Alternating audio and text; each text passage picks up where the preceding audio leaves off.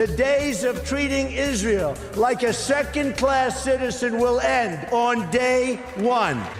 In the United States, our support for Israel is bipartisan, and that is how it should stay. I am deeply honored to be the first sitting president ever to address this conference. America can't ever be neutral when it comes to Israel's security or survival. I want to thank you for helping to make the partnership between the United States and Israel what it is today. There is no daylight between America and our most reliable ally, the State of Israel. America stands with Israel. The work that AIPAC does is a vital part of our democratic process. At every crucial juncture, at every fork in the road, we have been there for Israel every single time. And if we face the future side by side, I know for both Israel and America, our best days are still ahead. America and Israel have a special friendship. I'm a newcomer to politics, but not to backing the Jewish state. America will stand unapologetically with the nation of Israel. And today, we need to talk about AIPAC. Because despite over 70% of Americans saying that lobbyists in general have too much influence, despite AIPAC's shameless bragging about their brazen power and influence over our elected officials, their seemingly unlimited access to the people in charge, we just don't talk about AIPAC that much. Not in our mainstream media, for sure. We're talking about a self-described powerful lobbying group, one that brags about its influence, puts out literature claiming that its conferences get more members of Congress than any other event bar the State of the Union, one that openly spends millions of dollars trying to unseat pro-Palestinian members of Congress. A group that in no way should be associated with bigoted conspiracy theories about Jewish space lasers or Jewish financiers, but absolutely should be associated with the wider, corrupt, anti-democratic role played by lobby groups in general, and absolutely should be rejected in the same way that we reject, say, the NRA. AIPAC are bullies. AIPAC intimidates people. And my opponent has sided not just with AIPAC, but with Republican billionaires. And because he's been in office so long, and because he's been county executive giving people jobs, people are afraid. Unfortunately, progressive Congressman Jamal Bowman has officially lost his primary in a race that was flooded with pro-Israel money and spending, namely by AIPAC. Now, in fact, it was the most expensive House primary race in American history, drawing more than $25 million in ad spending. Squad member had been an outspoken critic of Israel and how they've been prosecuting this war in Gaza, and was referring to that war as a genocide, something that AIPAC, of course, does not take kindly to, since they represent not the best interests of the American people, but the best interests of a foreign government, Israel. And because of his criticisms of that war, AIPAC spent an unprecedented amount of money in this race to make Bowman look as bad as possible. AIPAC spent at least $14.5 billion on anti-Bowman ads through its PAC, United Democracy Project, as of June 20th, and that's according to Federal Election Commission filings. Bowman is, of course, not the only one AIPAC is going after. According to Politico, AIPAC is expected to spend $100 million this election year as they specifically take aim at pro-Palestinian progressives within the Democratic Party. And remember, AIPAC is actually quite successful when it comes to targeting and taking out members of Congress they disagree with, the ones they dislike. Take the 2022 midterms, for example, when AIPAC helped defeat Congress's most progressive Jewish member, Andy Levin, with their super PAC spending over $4 million against him in his primary. AIPAC's message to U.S. politicians is simple. Support Israel and we'll support you. By the way, on the subject of who AIPAC represents, again, we have to be careful here. AIPAC consists of Americans, not Israelis, and we have to avoid the dual loyalty trope when it comes to American Jews. Having said that, AIPAC does often tend to take the Israeli government line over the American government line. For example, when it came to President Obama's Iran deal, and have done so for decades. Back in the 1960s and 70s, the prominent, influential, very respected Democratic Senator William Fulbright, the longest-serving chair of the Senate Foreign Relations Committee in U.S. history, he said he wanted to see AIPAC register as a foreign agent, but it didn't go anywhere.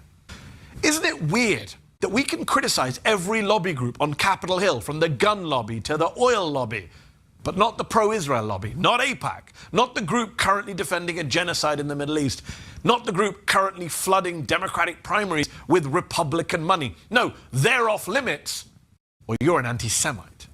Seeing a sentiment that's changing against Israel. And the reason for that has got absolutely nothing to do with Jews. Let me tell you, if October 7th happened in Boca Raton, there would not have been a question of unfettered allegiance to what was going on with Jews in America.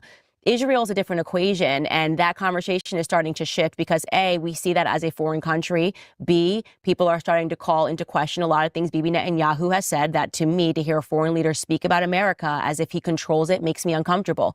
And then the third thing is AIPAC, ADL shoving through laws through Congress, John Greenblatt getting caught. If you want to talk about not giving into Jewish conspiracies, John Greenblatt getting caught on the ADL on the hot mic, talking about how we got to get rid of TikTok. And then tomorrow it gets passed through Congress isn't good. We want separation. We don't want Israel in any capacity controlling our speech. The anti-Semitism bill was absolutely horrific, and it caused a reaction.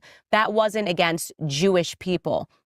That was against a foreign country having influence on American politics. And I think because it's all happening at the same time, it can be hard to dilute that and go, okay, actually, this isn't about Jewish people. They really just don't like what Israel is doing and the impact that AIPAC and ADL is having for specific reasons.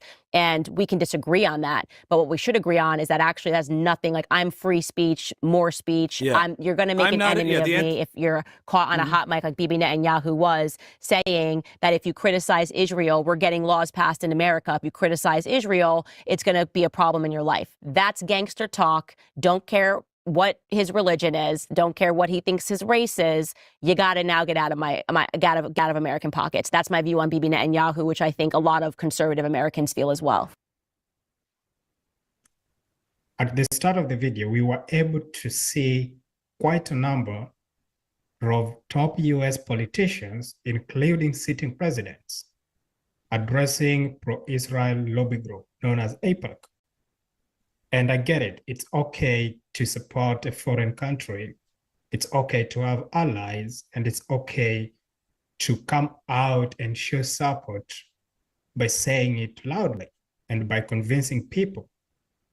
And I believe that most of those speeches were made during campaigns. And that is to say, some of them were sponsored by this pro-Israel lobby group.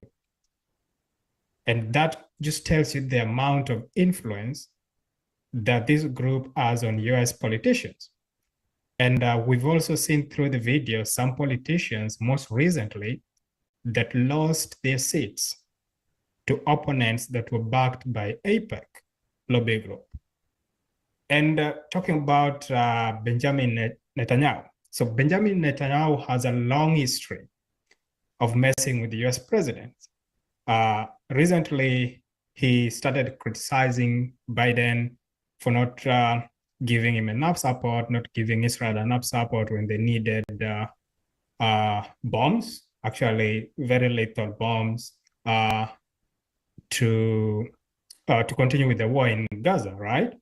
And it's not an isolated situation. Many years back in 1996, basically, Benjamin Netanyahu lectured the then president, Bill Clinton, in the White House.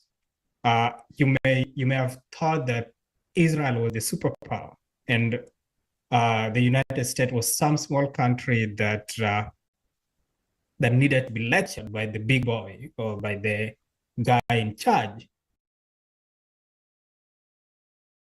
And it was a book that began with Christopher Columbus, but really unpacked his actual legacy in his own words through his diaries, showing that rather than the brave explorer that we were all taught to admire growing up, he immediately saw that his job while being in the New World was to enslave and to kill Indians, to kill Native Americans. So seeing that and understanding that this was the history that this country was founded